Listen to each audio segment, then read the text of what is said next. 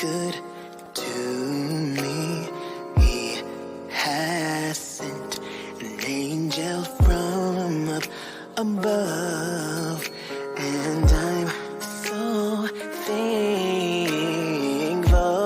to know someone so beautiful. I won't let you go or live my life without you.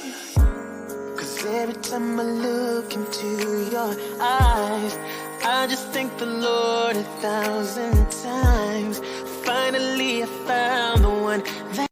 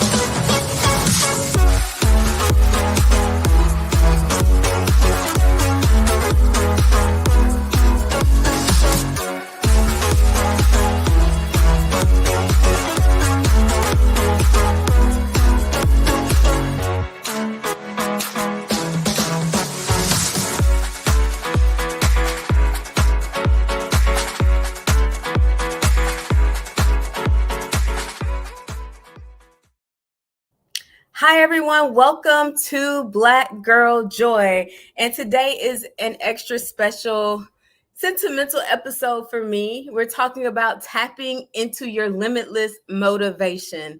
So I'll share with you guys. I'm always transparent. When I started this and I scheduled this, I was thinking about February is the biggest month for giving up on your goals. You set New Year goals in January, February, you stop going to the gym. That's kind of how it happens. And then it's Black History Month. How much motivation do we get from all the quotes and all the sayings and the pictures and the history that we read on Black History Month?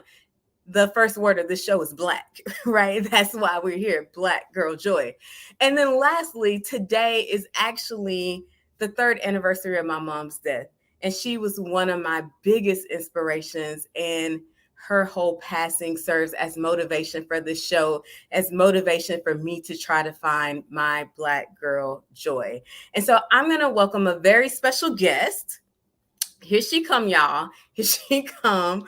We're going to talk about motivation and how to find those motivations during those difficult times, those challenging times when we want to give up.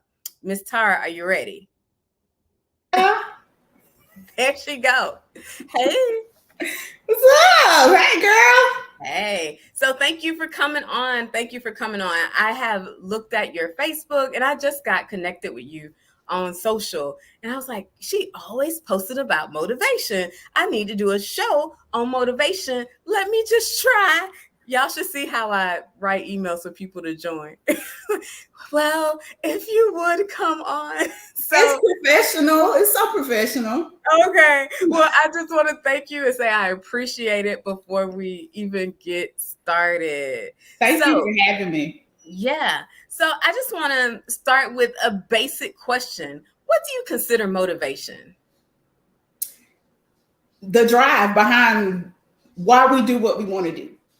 You know, I get up every single morning, you know, sometimes 2 or 3 times a day, more than that sometimes, trying to motivate myself to do the things that I know I need to do in order to get the things that I want. So it's just, to me, motivation is just the drive, the reasoning behind we do the things that we do. So do you ever struggle to maintain motivation to do those things you want to do? Do I? Girl, yes. So a little nugget about me, and a lot of people don't know, my family does, but I'm back in school. I'm in grad school right now. And I am not getting my crazy self didn't jump into one master's program. I jumped into a dual master's program. Oh. So I am pursuing 2 master degrees. And when I tell you that, 1, I am the queen of procrastination.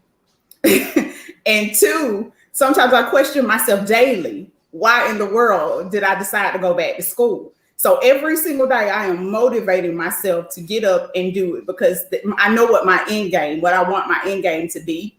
So I have to motivate myself every single day just to do that. I have to motivate to do other things as well. But just this particular topic, yes, ma'am. Every single day I'm up motivating myself, trying to get it done. Yeah. And so one of the things that I always think about when it comes to motivation is how we think of it as just like this magical thing, right? Like motivation feels like motivation when it feels real good and you got that tingly feeling and you all inspired and you like, I'm gonna go do this. But like I said, by the time people get to February, right? So you get through that first little, I'm gonna do this, where it really counts is after the magical feeling. Right. After the little tingles and I got this and all of that good, like feel good, right? Right. The motivation kicks in when it don't feel good anymore.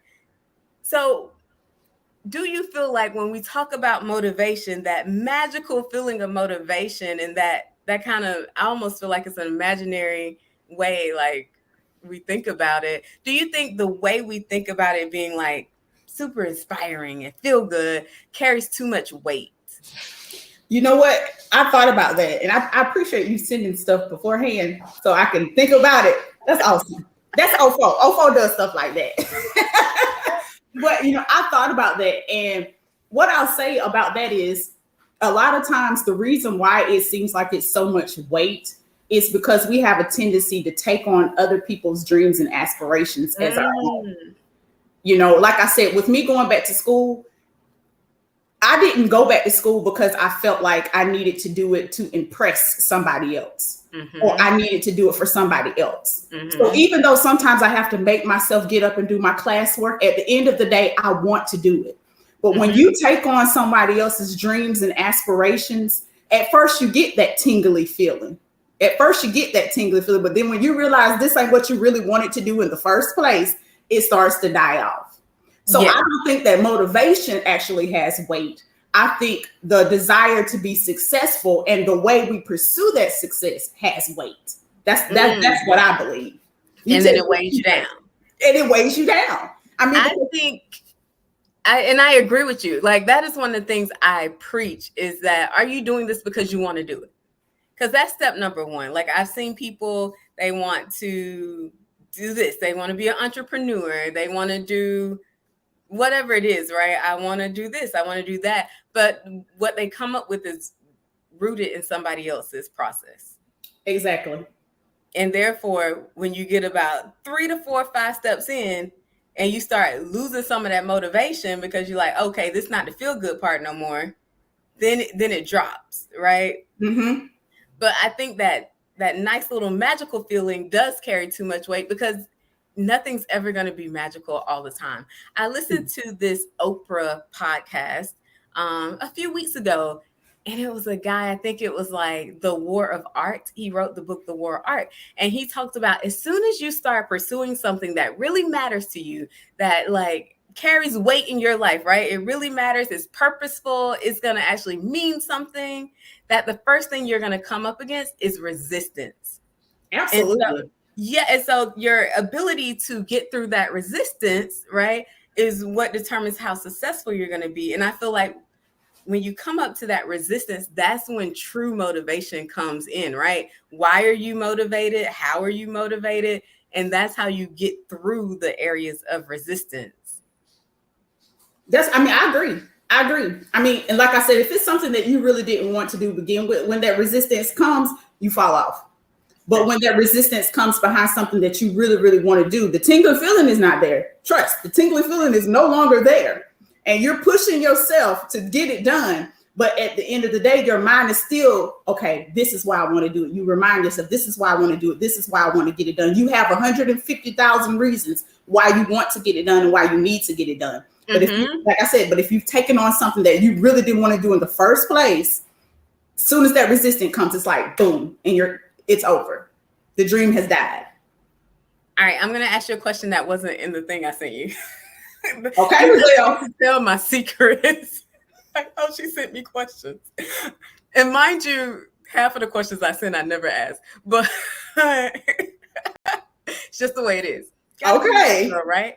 What do you think are blockers to motivation? Because you said, like, once you come up to that resistance, if it's something you don't want to do, you lose motivation. But I also feel like there are other things like fear, right? That can block. It's almost like a cloud over the motivation, right? How do you feel about it? Fears, no's. A lot of people don't want to hear no. Ooh. And especially when you are trying to be an entrepreneur, you're going to hear the word no a lot. All the time. And that to me is one of the main blockers. And one of the main reasons why people don't continue is because of the two that you just said, fear and the word no. You don't want to hear no. You can take a little hard work, but you can't take hard work. And then when you get to a certain level, you hear a no. And then you're like, well, how in the world am I going to get around that? And that is the time when you sit down and you strategize. I never forget when I first started writing my first book, I started writing. And I remember getting on the internet and reading about how to publish and how to do this and how to do that. And I saw so many people talking about they couldn't find a book agent. They couldn't find someone to take them. They couldn't, they kept getting no's. It was years and years before people accepted the book so that it could be published. And I was like, well, listen, I don't work hard on this book and I'm not ready for anybody to tell me no. So this is what I'm going to do. And I started TJ&M Publishing and I self-published. I did it myself. So I found a way around being told no, and I did it myself.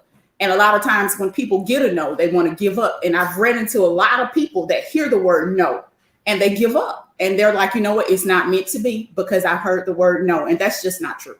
That's just not true. But why is that? Because I'm the same way, right? When I say I tiptoe around asking, you want to come on? Right? I'm like, why are we so resistant to the word no?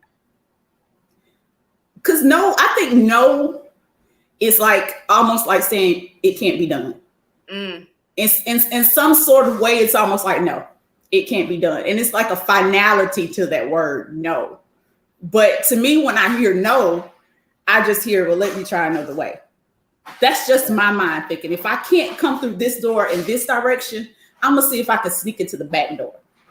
Or if I can't come on this side, I'm going to see if I can go around to the sliding glass door over here on the left side.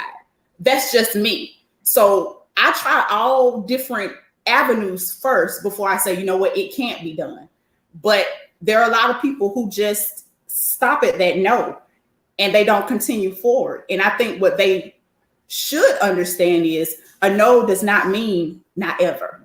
Even when God, we pray and we ask God different things. He answers prayers in 3 ways. Yes, no, maybe. I mean, just because I can't have this right now doesn't mean that I can't have it. It just means that I'm going to have to find another way because it may not be the way I need to go. Maybe it's another way. So I don't know. That's a good question, though. No, and while you were talking, I came up with 3 things. I don't know how to get them all out at one time. I'm just going to list them, right? Hearing no as a kid almost meant you were in trouble, right? Yeah. So you come up with this mentality. You are groomed. I don't want to say groomed. People use that word all kind of ways. Let me change that. You were conditioned that no was bad, right? You start right. No is a bad. Can I have this? No. Why are you asking me? Whatever that was, no was singing as almost getting in trouble a lot as a kid. Right. Number 2, we take no's personally, and sometimes they don't have nothing to do with us. Right. Right. If I have a coaching client, or if I have a potential coaching client, and they let's say they ghost me, right? Because rarely do people say no, but they'll just ghost you, right? But that may not have anything to do with me. They could have something personally going on. I don't know what happened. So not taking that no personally. And then also the no could mean that's just not good for you at this time. We could feel like, because we have envisioned it and we have all this passion and this is our purpose. You're going to tell me no to my purpose? Do you not understand? I'm supposed to be a life coach and a career coach, and I'm going to and I got this vision and I'm going to change people's lives and all this stuff. And you had the nerve to tell me no? Who are you? You're right. No. You're So right. it's that ego as well. But those are the three things that came to me. It's childhood, taking it personally, and the ego. You're right. And you know what? A lot of people do take that personal. You know, I've heard no so many times. It's not personal. Even like in business, when you hear no, it's not personal. You know, it's business. Mm-hmm. And, you know, I'd rather you tell me no. Who is it? Look, I'm all up in the comments. That's okay. Sometimes no, it's really just like, that's right. That's Amanda. What's up, Amanda? That's right, though. No, it means not right now. And, you know, it's not a finality. It's just you may need to go back and double check and clean up a little bit. Mm-hmm. I remember my editor, who happens to be on here, when I gave her my book, she looked at it and she called me and she said, She said, you got some errors. And I didn't take it personal. Mm-hmm. You know, she was telling me, no, it's not ready. It's not ready. She didn't say, no, it's not good. I had to condition myself to say, hey, this is not personal. She only has my best interest at heart. Mm-hmm. She wants me to pursue it and do it well and not have to, you know, put it out there and it's trash. So when she gave it back to me, I took the critiques. Mm-hmm. I took the no, it's not good right now. Fix it. I took that and I changed it. And when I did, I was so happy because it has done really well, you know? So I think the point that you hit about taking it personal, that's really big. You know, we live in an age where people are real sensitive right now. It's gotten worse. Yeah, and I often wonder too, like, okay, do you guys have friends that will tell you the truth? Because it seems like people get real mad. You know what I'm saying? Like, and I guess you got to have this trusting relationship, but it seems like things very superficial because people are very sensitive. It's you know, we live in a time where people are super sensitive, and you know, I thank God that I still have a friend. We've been friends forever, and you know, she's not even a friend anymore. She's a sister, you know, and she don't mind. Like she just got on me last week. Like she don't mind, and you know what? It's never coming from a place of disdain or just being mean to me. It's always coming from a place of love. I don't care how she says it. It's always coming from a place of love. But, you know, to someone that might be a little sensitive and she may say the same thing, they might be like, hey, wait a minute, what are you doing? But to me, I feed off of it. That's how we treat each other. And I feed off of that. And sometimes I wonder about these people, even with my kids. Sometimes I act like, wait a minute, did I raise you? Why are you so sensitive? I've always been sensitive, but I feel like people are I feel like the smallest things people are sensitive about. I'm like, I'm an emotional person and I can be sensitive, but I also know because I've been sensitive all my life to go in my little corner and I can come back out eventually. Yeah, I mean, I'll grant it. I think I've always been one that's been vocal. I mean, we grew up, you know, together, you know. So I've always been loud. I've always been pretty vocal, but I do have sensitive moments. I can be real tender. Believe it or not, I can be tender. And, you know, I'm a crybaby. I'm a water bag. Well, that's me too. Yes, I am a water bag and I will cry at the drop of a dime. But at the same time, I know that this generation now is just overly sensitive, and I cry at the appropriate times, not inappropriate times. That's what you say. My family say I cry way too much, but we're not gonna go. That's a whole different conversation. That's another conversation. I want to bring up this comment from Russell. I think the word no heightens people's insecurities. That's that ego. So they accept the no, and in a sense, they expect to hear. Oh, so some people, that is true.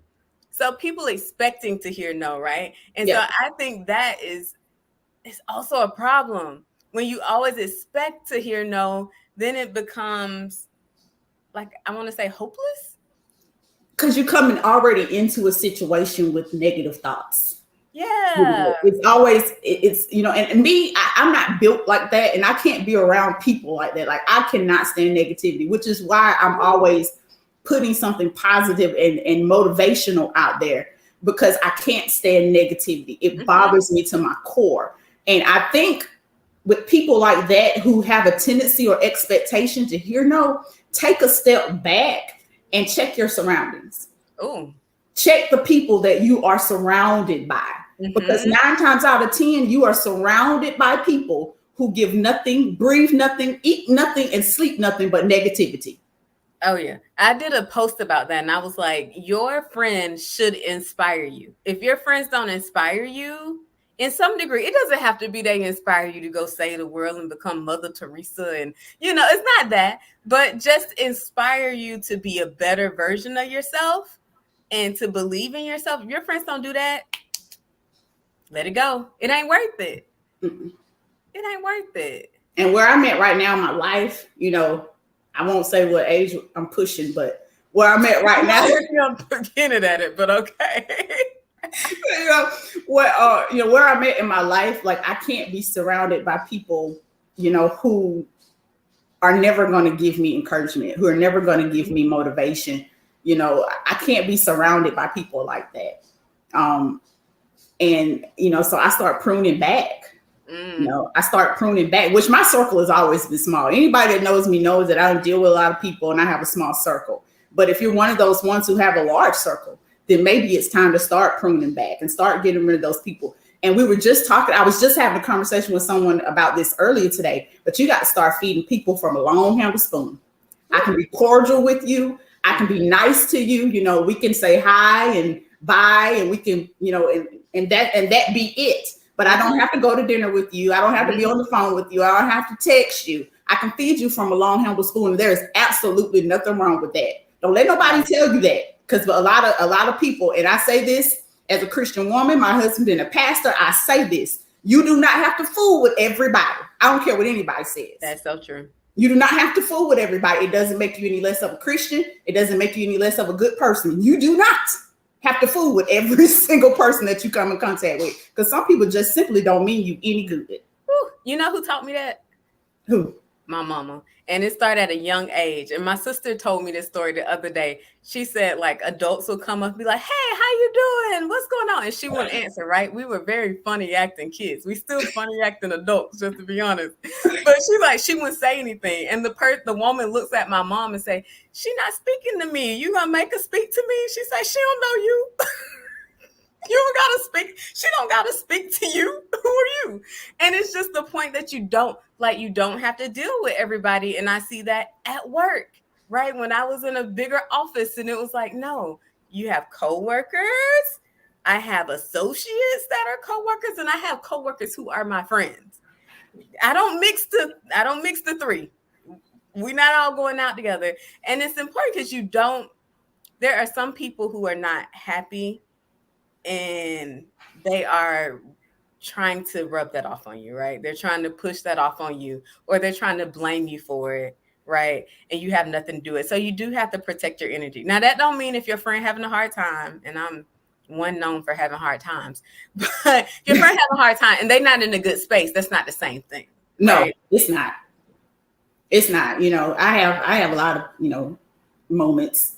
Amanda can attest to that. I have a lot of moments, and she always pulls me back out of those moments, and I just, but I don't deal with everybody. Even when I was at work, in the hospitals, dealing with so many people, I just don't let like you said, protect my energy.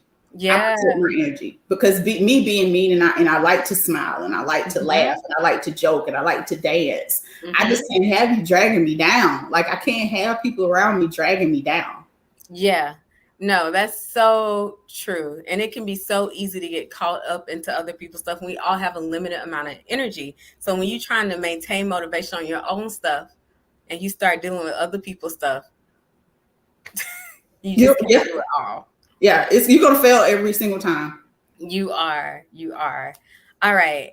Look, we got a lot of people in the comments, so I'm just going to shout some people out. Kendra Lundy. I think you said Amanda Lundy. I don't know who Lip Girl is, but hey, Lip Girl. Grace Williams, Russell Buds, Tanya Holmes. Thank you all for joining us today. And let us know, and Miss Cleveland Vlogs. King That's Bear. Mama. That's Mama. Hey, Mama. Oh, King Bear is on. King Bear said you have to love everyone, but everyone is not to have access. That's so true. So true. That's the hubs right there. dropping nuggets. Thank you, family reunion.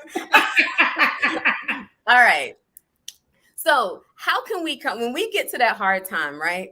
We get to this, like for me, I have times of creativity and times of high motivation, and then it slumps. How do you regain that motivation? How do you overcome the lack of motivation? First of all, know that what you're doing or how you're feeling is absolutely normal. It's not abnormal. I think a lot of times we fall out and we think that we're the only one having these feelings, and we're not. Everybody, even some of the most successful people you can think of, have a hard time. You have a hard time.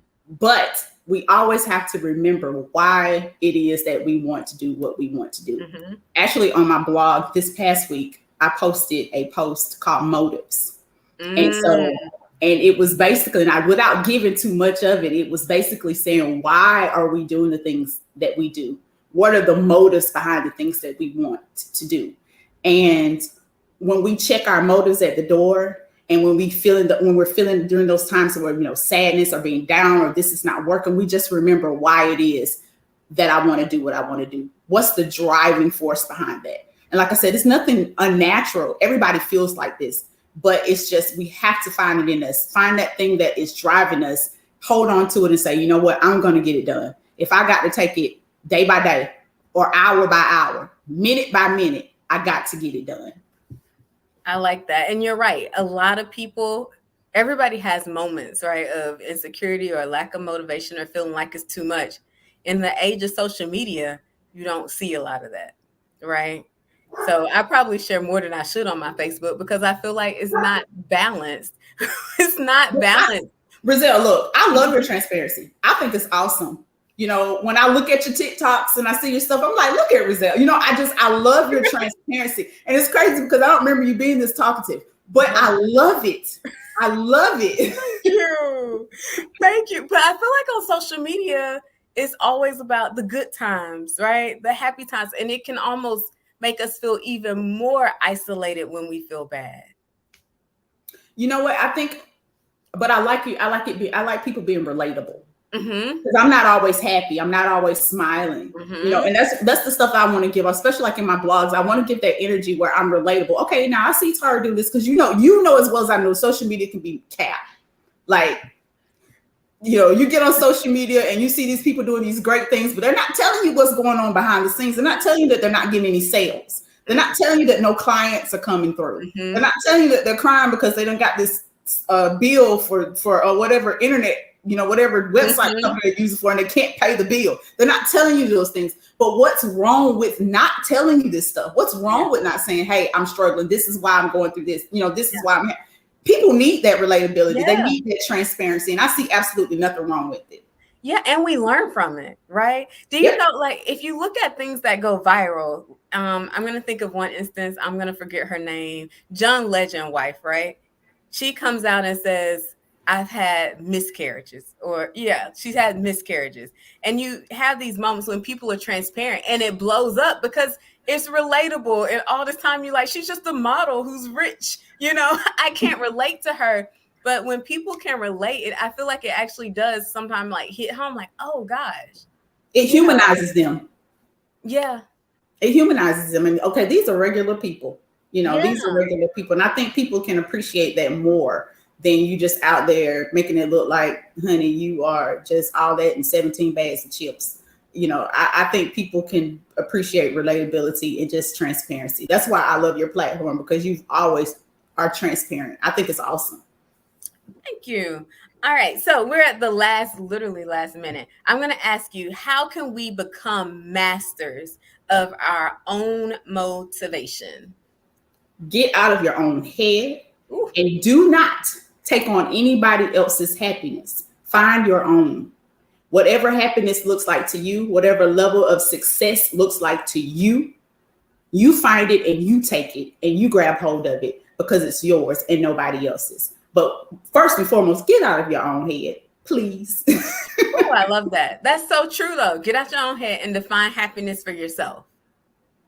And that will keep you motivated, right? Even when you're down, you're like, okay, well, I said I'm going to do this. Let me do it. Right. I said I'm going to do. And then I think something else that you said as well was keeping those positive people around you, because they will also help you in those low moments. You have the right people around you, they will definitely help you. So I want you, Tara, to give a quick little, let me bring it up. As Tara says, she does publishing. Can you share a little bit more? Yes, I publish books basically. I started TJM Publishing because I wanted to publish my own books. But here recently, I just published for a client a children's book. It's called Donovan the Iceboarding Penguin. It is an ebook, and I'm sorry, I'm going to do a shameless plug. Please get on Amazon.com and grab your ebook of Donovan the Iceboarding Penguin, and also your copy of Good Morning God. So I have TJM Publishing, which can be found at tjmpublishing.com. And of course, you know, you can hit me up on all my socials, Instagram and Facebook. And of course, the website, and check out the blog. I encourage you, if you do nothing else, check out Motivational Message Monday on the website. I promise you, you will not be disappointed. It is awesome. I get contributors to contribute. Rizal, I want you to contribute soon. Okay. So, you know, I just appreciate all this. I appreciate the platform. I appreciate, you know, you just shouting me out and having me here, Rizal. I really appreciate it. No, this is awesome. So what we will do is, because I was supposed to have some links available, if you can send me your links to the books, the blog, I'll post it in the replay of the show, and this will be posted on Facebook, YouTube, what are all of them, Google, Apple, Spotify, LinkedIn, a lot of places, right? So wherever you found the video, I will put the links to Tara's products and her website and services. So I just want to thank you so much again. This has been so fun. It's been so good to catch up. And I've already have a topic I want to invite you back for, which is how to tell your own story. How to tell your most powerful story. I don't know when we're going to do that, but we're going to get it on the books. Next week, we have MJ Larkin, Miss McCara, and we're going to be talking about our Black stories, right? It's Black History Month. You see the blackity black, black, black. It's somewhere on here. It's right. Black and black. So we're going to be talking about our Black stories and how our history, our ancestors, and just our experiences being Black, and how they have empowered us and how they've impacted our lives, and share them with you guys. So thank you, everyone, to tune in. Remember to like, share, and subscribe. And I'll see you guys next week. Bye, Tara. Bye. Bye.